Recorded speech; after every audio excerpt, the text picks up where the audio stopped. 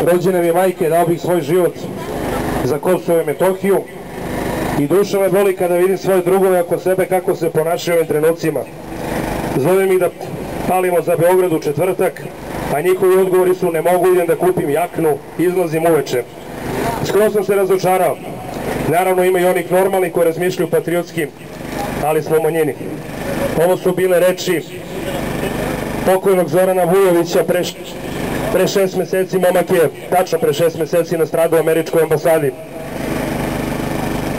Nažalost, sudbina se poigrala s nama tako da još jednu žrtvu američkog marionetskog režima imamo ovde, a to je gospodin Ranko Panić, čiju parolu, odnosno ime na toj paroli danas ćemo nositi.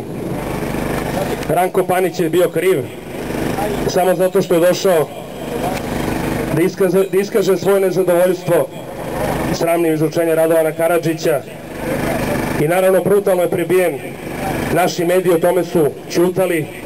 10 dana pojma nismo imali da je čovjek u komi i tek posle 10 dana Dnevni list Pravda imao hrabrost da to objavi, a ovi ostali su ćutali kao što ćute i danas da je preminuo. Sram ih bilo. Danas inače agencija Beta sa konferencije za štampu gospodina Vučića dala vest sa naslovom, kaže, muškarac je preminuo od posledica patine na mitingu Srpske radikalne stranke.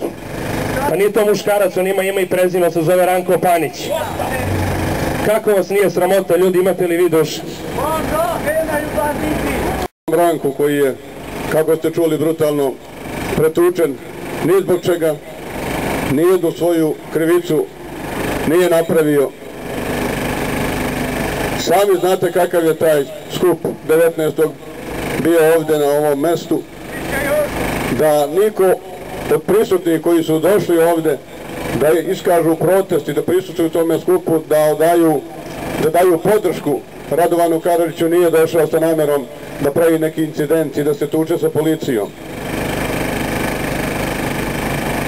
Ne znam šta bih rekao više po pitanju toga, mislim da bi najbolje bilo i najviše bih rekao da ćutim, a zato vas pozivam da minutom ćutanja podamo poštu pokojnom Ranku Paniću.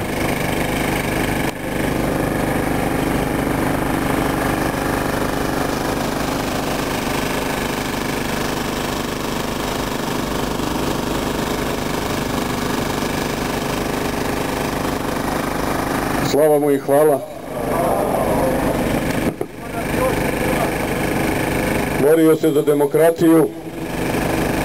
To što je dobio od demokratije i takozvanih demokrata.